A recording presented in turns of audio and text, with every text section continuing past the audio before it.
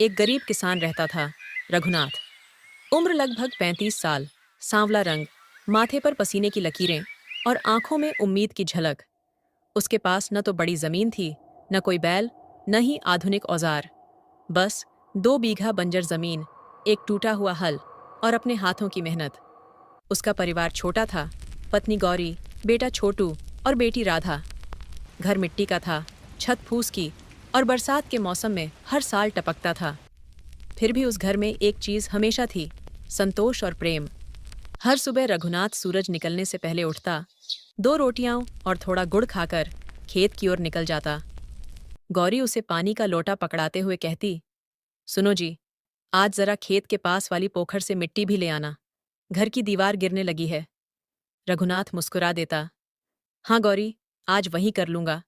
भगवान करे इस बार बरसात ठीक हो जाए। पर किस्मत जैसे उसकी मेहनत से नाराज थी। कभी ओलावृष्टि, कभी सूखा, हर बार फसल चौपट। कर्ज बढ़ता गया, गांव के सेठ भोलाराम का ब्याज बढ़ता गया। फिर भी रघुनाथ ने उम्मीद नहीं छोड़ी। एक दिन की बात है, आसमान में बादल घिर आए थे। रघुनाथ खेत जोत रहा था, मगर उसका पुराना हल बार बार टूट जाता। लकड़ी की कीलें सड़ चुकी थीं, लोहे की नोक मुड़ चुकी थी। अब तो ये हल भी मेरा साथ छोड़ देगा, उसने आह भरते हुए कहा। उसी वक्त गांव का बड़ा जमींदार अपनी नई ट्रैक्टर लेकर निकला। उसकी फसलें हरी भरी थीं, मजदूर कतार में काम कर रहे थे। रघुनाथ ने उसे देखा और मन में थोड़ी जलन उठी, पर तुरंत खुद को संभाला। भगवान सबका समय देगा, बस मेहनत करता रहूं। शाम को जब वह घर लौटा तो गौरी ने बताया कि सेठ भोलाराम फिर आया था। कहता था, अगर अगले महीने तक पैसे नहीं दिए तो जमीन गिरवी रखनी पड़ेगी। रघुनाथ चुप रहा। बच्चे रोटी खा रहे थे, वो बस उन्हें देखता रहा। राधा ने पूछा, बाबा, इस बार हमारी फसल बहुत सारी होगी ना? रघुनाथ ने मुस्कुराकर कहा, हाँ बिटिया, इस बार धरती माँ हम पर जरूर मेहरबान होंगी। अगले दिन रघुनाथ ने सोचा कि पुराना हल अब किसी काम का नहीं। क्यों न जंगल से नई लकड़ी काट लाऊं, नया हल बना लूं। वह कुल्हाड़ी लेकर जंगल की ओर चला गया। वह जंगल उसके गांव से 2 कोस दूर था, शांत, हरियाली से भरा और थोड़ी रहस्यमय सी जगह। चलते चलते वह एक पुराने बरगद के पेड़ के पास पहुंचा। वहीं बैठकर उसने पानी पिया। तभी उसकी नजर पास की मिट्टी पर पड़ी। वहां कुछ चमक रहा था। वह पास गया, मिट्टी हटाई, तो उसे एक छोटा, सुनहरी रंग का हल मिला। हल बहुत हल्का था, पर उससे हल्की सी रोशनी निकल रही थी। उसने सोचा, किसी ने पूजा का सामान गिराया होगा।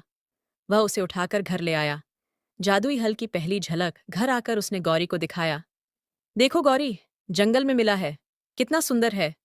गौरी ने कहा, अरे ये तो सोने जैसा चमक रहा है। रघुनाथ ने मुस्कुराते हुए कहा, अब तो नया हल मिल गया, कल से इसी से खेत जोतूंगा। अगली सुबह जब वह उस हल को लेकर खेत पहुंचा तो कुछ अजीब हुआ। जैसे ही उसने हल मिट्टी में डाला, जमीन अपने आप नरम हो गई।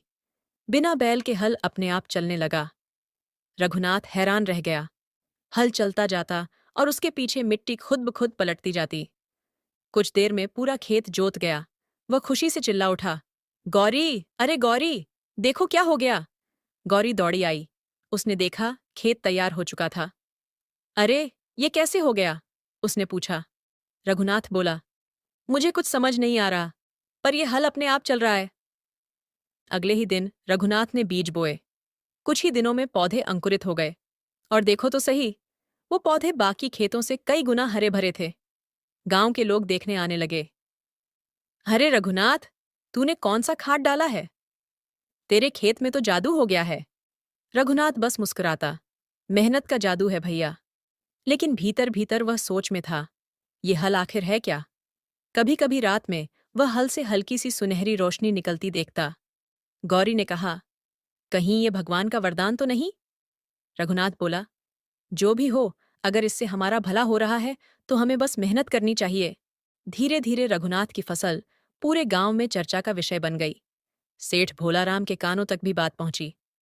अरे वो गरीब रघुनाथ अब अमीर बनेगा क्या? उसने सोचा।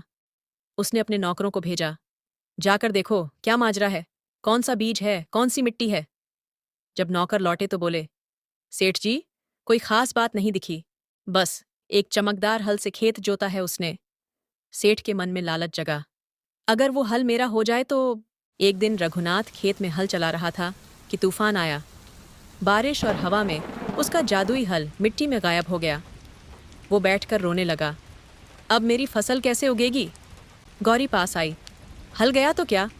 मेहनत तुम्हारे हाथों में है, हल बस मदद करता था।